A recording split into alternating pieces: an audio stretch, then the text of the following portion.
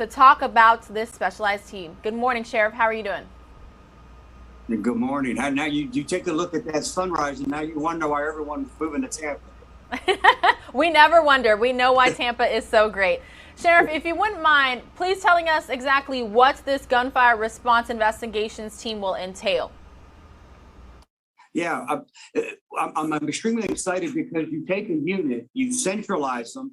They don't have to worry about investigating various different crimes, and they can solely focus on investigating these shootings, which will increase the likelihood that we solve these shootings, bring justice to the families, and put these violent offenders that are out there committing crime after crime after crime behind bars where they belong. Would you say that gun violence is up recently, and what would you say is the cause, or what do you think is the cause?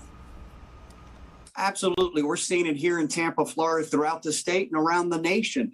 And I don't know if there's any singular factor. I think it's a lot of different factors. Societal pressures from the pandemic, mental health, and the crisis that comes along with that plays into it. And the fact that we've become more violent as a country, we've lost that ability to that conflict resolution peacefully. Absolutely, Sheriff. And another thing I want to ask you, at the state level here in Florida, violent crimes are up nearly 2.5% from 2019 to 2020. This is the most current data available, and the first time since 2015 that Florida's seen a year-over-year increase. Is that right? That's correct. And again, that's why you develop a squad like this, to be proactive, get those violent offenders off the street. The story that you just had, we're trying to get individuals to come forward to solve crimes. These detectives now can take that time, build those relationships, build that trust, and again, increase that likelihood that we're going to solve these crimes, bring justice to the families, and put those violent offenders behind bars so that increase doesn't continue to decline.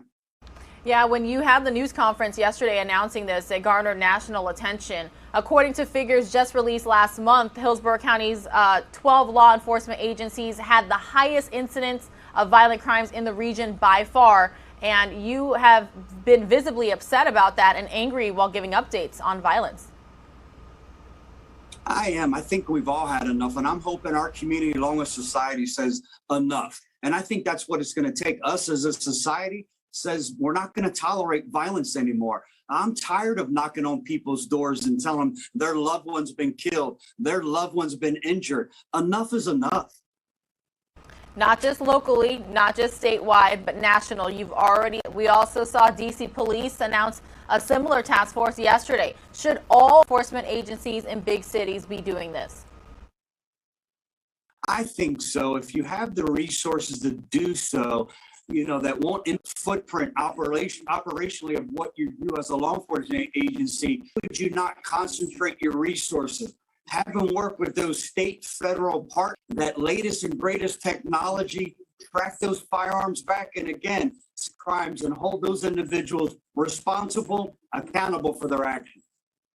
Sheriff, a lot of people term gun control, and they certainly don't want weapons that they already own from them that they lawfully obtained. So what is the answer here? How do we decrease gun violence across the U.S.? Well, I'm certainly pro Second Amendment, but being a gun owner equates to and mandating that you be a responsible gun owner. When you see too many guns being stolen, and this is a national trend, not a Hillsborough County, Tampa, Florida, or state trend, but 3 out of 4 car burglaries are because we leave our car doors unlocked. 290 firearms stolen last year out of cars, 170 already this year. These are crimes of opportunity. And what I mean by that is these criminals are breaking into your cars because we're making it extremely easy for them, and they're using your firearms to commit these violent offenses. All I'm saying is if you're going to be a gun owner, be a responsible one. Store your firearm in a safe location. Anything else that you would like to tell our viewers, or perhaps I forgot to ask? Just the fact that this isn't just a law enforcement problem. This is a societal problem, and we can all do our part. Safe storage of firearms. If you see something, say something, come forward. Along with law enforcement doing their job, we can tackle this problem, and we can make progress. All right. HCSO Sheriff Chad Chronister joining us live this morning here on Live Now from Fox. We really appreciate your time. Have a great day. Have a safe day, everyone. You too. Thank you. Taking a live now look.